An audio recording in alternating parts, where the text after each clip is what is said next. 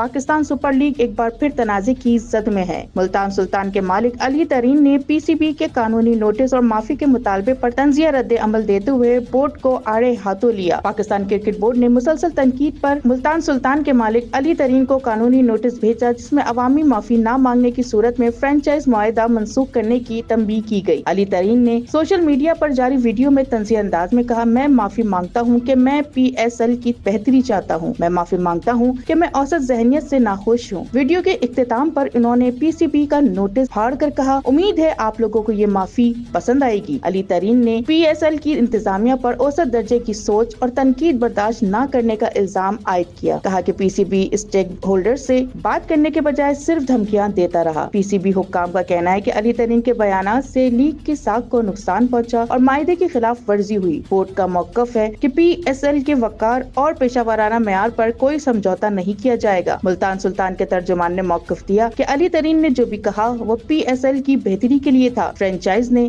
PCB के रवैये को तंग नजरी करार देते हुए तामीरी तनकीद को जुर्म समझना अफसोसनाक है। अली तरीन और PCB के दरमियान बढ़ता तनाव इस बात का सबूत है कि पाकिस्तान सुपर लीग को मैदान से ज्यादा मेज पर लड़ाइयाँ घेरे हुए हैं।